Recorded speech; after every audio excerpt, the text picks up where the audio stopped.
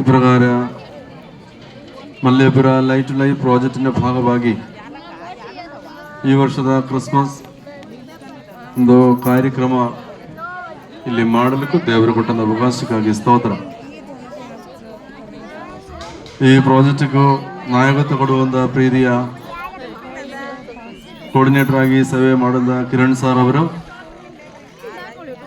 ಇಲ್ಲಿ ಮಕ್ಕಳಿಗೆ ಬೇಕಾಗಿರುವಂಥ ಶಿಕ್ಷಣವನ್ನು ನೀಡುವಂಥ ಶಿಕ್ಷಕರು ಮತ್ತು ಇಲ್ಲಿ ಕಲಿಯುವಂಥ 110, 115 ಮಕ್ಕಳನ್ನ ಪೋಷಕರು, ಮಕ್ಕಳು,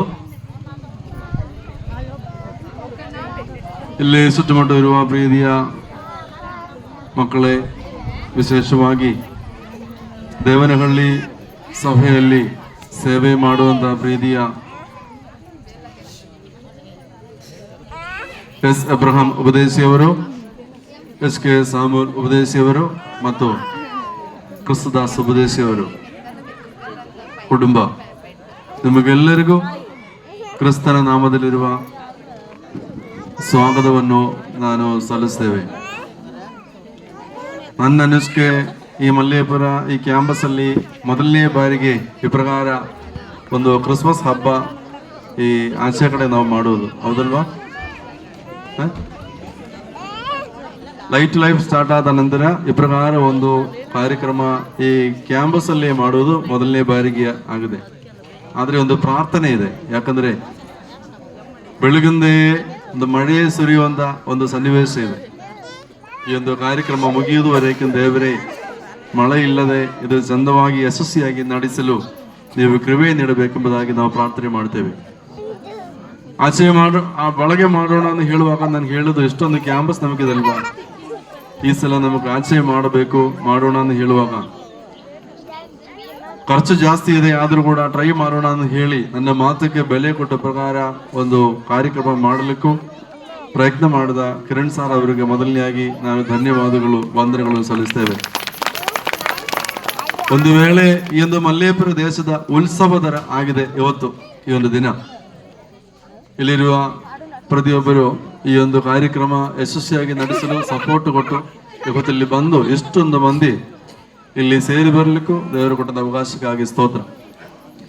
ಈ ಒಂದು ಪ್ರೋಗ್ರಾಮ್ ಶೀಟ್ ಅಲ್ಲಿ 13 ಪ್ರೋಗ್ರಾಮ್ಸ್ ಇದೆ.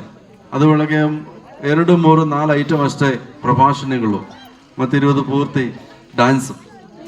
ನನಗೆ ಗೊತ್ತು ನೀವೆಲ್ಲರೂ ಈ ಒಂದು ಮಾತನ್ನು ಹೇಳುವುದಕ್ಕಿಂತ ತಮ್ಮ ಮಕ್ಕಳ ನೃತ್ಯವನ್ನು ನೋಡಲಿಕ್ಕೂ ಖುಷಿಪಟ್ಟು ಇಷ್ಟಪಡ್ತಾ ಇದ್ದೀವಿ. ಆದರೆ ಕ್ರಿಸ್ಮಸ್ ಬಗ್ಗೆ ಒಂದು ಚಿಕ್ಕ ಒಂದು ಮಾತನ್ನು ಹೇಳಿ ಈ ಒಂದು ನನ್ನ ಜವಾಬ್ದಾರಿಯನ್ನು ಮುಗಿಸಬೇಕೆಂಬುದಾಗಿ ನಾವು ಪ್ರಯತ್ನ ಮಾಡ್ತೇವೆ. ಮಕ್ಕಳೇ ಮಕ್ಕಳೇ ಮಕ್ಕಳೇ, ಇದೇ ನಮ್ಮ ಮಕ್ಕಳು. ಒಂದು 10 ನಿಮಿಷ ದಯವಿಟ್ಟು ನೀವೆಲ್ಲರೂ ನಿಶಬ್ದರಾಗಿರಬೇಕು. ಇರ್ಬೋದಾ? Okay okay. യഹൂദിയ മലനാട്ടിൽ ബേത്ലഹേമിലെ ഗോദലിಯಲ್ಲಿ ಮಾನವಕುಲದ ಪಾಪ ಪರಿಹಾರಕ್ಕಾಗಿ ಹುಟ್ಟಿದವನಾದ ಒಬ್ಬನಾದ ಒಂದು ಮಸಿಹ ಯೇಸು ಮಸಿಹನ ಹುಟ್ಟಿದ ಹಬ್ಬ ಆಚರಿಸುವ ಸಮಯವಾಗಿದೆ ಕ್ರಿಸ್ಮಸ್ ಹಬ್ಬ.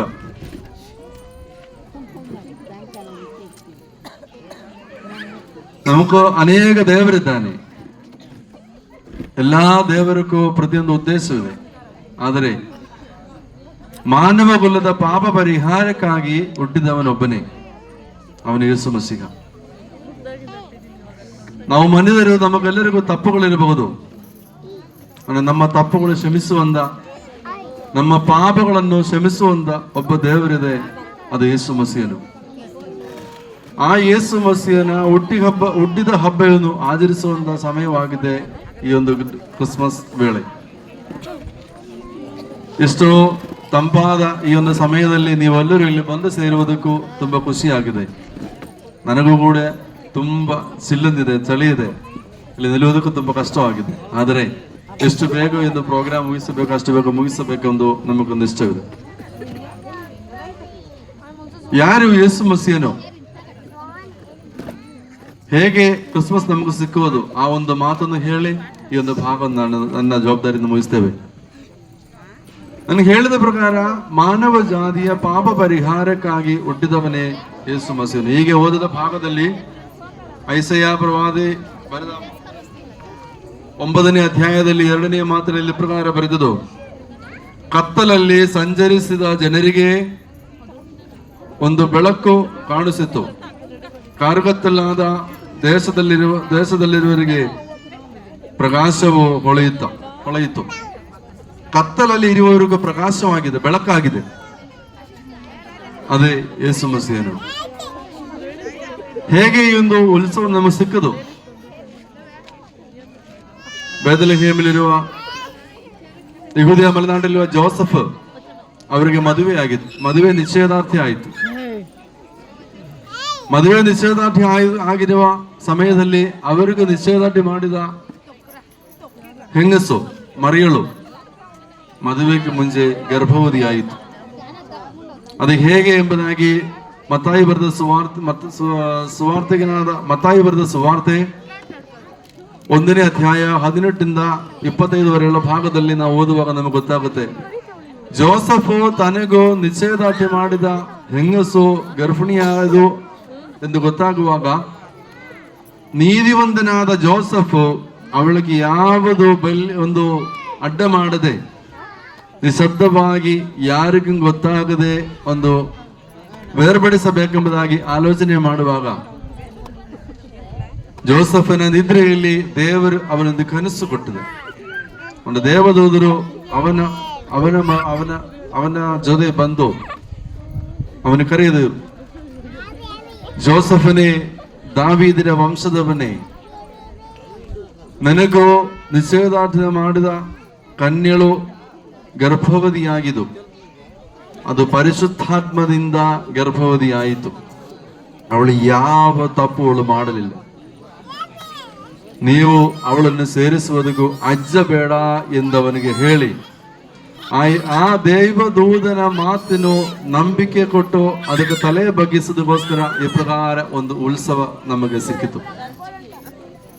ಯೆಹೂದ ಕಾನೂನು ಪ್ರಕಾರ ಒಂದು ನಿಶ್ಚಯದಾರ್ಢ್ಯ ಮಾಡಿದ ಒಬ್ಬ ಹುಡುಗನು ಒಬ್ಬ ಹುಡುಗಿಯು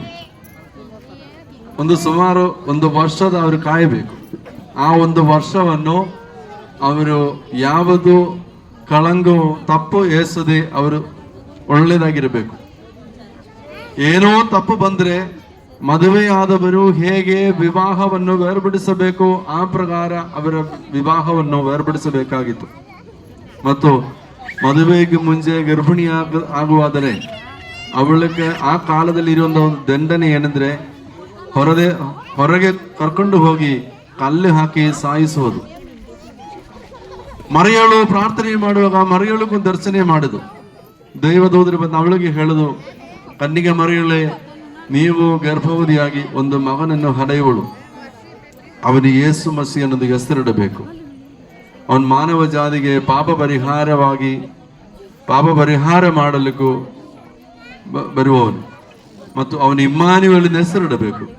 ಇಮ್ಮಾನುವೇಲ್ ಅಂದರೆ ಯಾವಾಗಲೂ ನಮ್ಮೊಟ್ಟಿಗೆ ಇರುವವನು. ಅಪ್ರಕಾರ ಜೋಸೆಫ್ಗೆ ಮತ್ತು ಮರಿಯಳಿಗೆ ದೇವದೂತನು ಒಂದು ಮಾತು ಕೊಡುವಾಗ ಆ ಒಂದು ಮಾತು ಸ್ವೀಕಾರ ಮಾಡುವುದಕ್ಕೂ ಎಷ್ಟು ಕಷ್ಟಗಳು ನೋವುಗಳು ಬರುವುದೋ ಆ ನೋವುಗಳನ್ನು ತಕ್ಕೊಳ್ಳುವುದಕ್ಕೂ ಸಿದ್ಧರಾಗಿ ತಲೆ ಬಗ್ಗಿಸೋದಕ್ಕೋಸ್ಕರ ಸಿಕ್ಕುವಂತ ಒಂದು ಸಂತೋಷವಾಗಿದೆ ಕ್ರಿಸ್ಮಸ್ ಹಬ್ಬ. ಒಂದು ವೇಳೆ ಜೋಸೆಫ್ಗೆ ಹೇಳಬೇಕಾಗಿತ್ತು, ಅಯ್ಯೋ ದೇವರೇ, ನನಗೆ ಮದುವೆ ನಿಶ್ಚಯದಾರ್ಥವಾಯ್ತಲ್ವಾ, ಹೀಗೆ ಈ ಪ್ರಕಾರ ಒಂದು ಸಮಸ್ಯೆ ಬಂದರೆ ನನಗೆ ಕಷ್ಟವಾಗುತ್ತೆ, ಬೇಡ ಸ್ವಾಮಿ ಎಂದು ಬೇಕಾದರೆ ಹೇಳಬಹುದು. ಅದೇ ತರ ಮರಿಯಳು ಹೇಳಬೇಕಾಗಿತ್ತು, ದೇವದೂತನೇ, ನನಗೂ ವಿವಾಹ ನಿಶ್ಚಯದಾರ್ಥಿ ಆಯಿತು, ಅದಕ್ಕೆ ಮುಂಚೆ ನಾನು ಗರ್ಭವತಿ ಆದರೆ ಮರಣವಂತ ಒಂದು ದಂಡನೆ ನನಗೆ ಸಿಕ್ಕುತ್ತೆ, ಅದಕ್ಕೋಸ್ಕರ ನನಗೆ ಹೀಗೆ ಆಗುವುದಿಲ್ಲ ಸ್ವಾಮಿ ಎಂದು ಬೇಕಾದರೆ ಹೇಳಬಹುದು. ಆದರೆ ಎಷ್ಟು ನೋವಾಗಲಿ, ಎಷ್ಟು ಕಷ್ಟವಾಗಲಿ, ಏನು ದಂಡನೆ ಬರಲಿ, ನನ್ನ ದೇವರಿಗೋಸ್ಕರ ಅದನ್ನು ನಾನು ಸ್ವೀಕಾರ ಮಾಡಲಿಕ್ಕೂ ನಾನು ತಲೆ ಬಗ್ಗಿಸಿಕೊಡ್ತೇನೆ. ಮರಿಯಳು ಹೇಳಿದು, ನಿನ್ನ ಮಾತಿನಂದೇ ನನಗಾಗಲಿ ಎಂಬುದಾಗಿ ತಲೆ ಬಗ್ಗಿಸಿಕೊಟ್ಟದಕ್ಕೋಸ್ಕರ ಆ ಒಂದು ನೋವಿನಿಂದ, ಆ ಒಂದು ಕಷ್ಟದಿಂದ ಅವರು ಸಹಿಸುವಂತ ಆ ಕಷ್ಟಕ್ಕೂ ಸಿಕ್ಕುವಂತ ಒಂದು ಸಂತೋಷವಾಗಿದೆ, ಒಂದು ಫಲವಾಗಿದೆ ಈ ಒಂದು ಕ್ರಿಸ್ಮಸ್ ಹಬ್ಬ. ಪ್ರೀತಿಯ ವಿಶ್ವಾಸ, ಪ್ರೀತಿಯ ಮಕ್ಕಳೇ, ಮಲ್ಲೇಪುರ ದೇಶದಲ್ಲಿರುವ ಪ್ರೀತಿಯ ಮಕ್ಕಳೇ, ಈ ಯೇಸು ಮಸೀಹನು ನಮ್ಮೊಟ್ಟಿಗೆ ಇದ್ದಾನೆ. ಅವನು ಯುಗ ಸಮಾಪ್ತಿವರೆಗೂ ನಮ್ಮೊಟ್ಟಿಗೆ ಇರುವವನು. ಮತ್ತಾಯನು ಬರೆದ ಸುವಾರ್ತೆ 28ನೇ ಅಧ್ಯಾಯ ಕೊನೆಯ ವಾಕ್ಯದಲ್ಲಿ ಪ್ರಕಾರ ಬರೆದಿದ್ದು, ಯುಗ ಸಮಾಪ್ತಿವರೆಗೂ ನಾನು ನಿಮ್ಮೊಟ್ಟಿಗೆ ಇದ್ದಾನೆ, ನಿಮ್ ಜೊತೆ ನಿಮ್ಮ ಸಂಗಡ ಇದ್ದಾನೆ ಎಂಬುದಾಗಿ. ಅಪ್ರಕಾರ ನಮ್ಮ ಸಂಗಡ ಇರುವಂತ ಈ ಒಂದು ಯೇಸು ಮಸೀಹನ ಮಕ್ಕಳಾಗಿ, ಯೇಸು ಮಸೀಹನ ವಿಶ್ವಸ್ತರಾಗಿ ನಮಗೂ ಜೀವಿಸುವುದಕ್ಕೂ ನಮಗೂ ಸಾಧ್ಯವಾಗಬೇಕು. ಅಪ್ರಕಾರ ಈ ದೇಶದಲ್ಲಿ ಆ ಒಂದು ಸಾಕ್ಷ್ಯ, ಆ ಒಂದು ಸುವಾರ್ತೆ ಸಾರುವುದಕ್ಕೂ ದೇವರು ನಮಗೆಲ್ಲರಿಗೂ ಸಹಾಯ ಮಾಡಲಿ. ಈ ಒಂದು ಪ್ರೋಗ್ರಾಮ್ ನಮಗೆಲ್ಲರಿಗೂ ಸಂತೋಷ ಕೊಡುವ ರೀತಿಯಲ್ಲಿ ಮಾರ್ಪಡುವಂತೆ ದೇವರ ಕೃಪೆಯಿಂದ ಪ್ರಾರ್ಥನೆ ಮಾಡುತ್ತಾ, ನಿಮಗೆಲ್ಲರಿಗೂ ಒಂದು ಕ್ರಿಸ್ಮಸ್ ಹಬ್ಬದ ಶುಭಾಶಯ ಹೇಳುತ್ತಾ ಮತ್ತು ಅಡ್ವಾನ್ಸ್ ಪುದುವತ್ಸರವನ್ನು ನಾನು ಹೇಳುತ್ತಾ ನನ್ನ ಮಾತುಗಳು ನಾನು ಮುಗಿಸ್ತೇನೆ. ದೇವರ ಆಶೀರ್ವಾದ ನಮ್ಮ ಮೇಲೆಲ್ಲ ಬರಲಿ. ಆಮೇಲೆ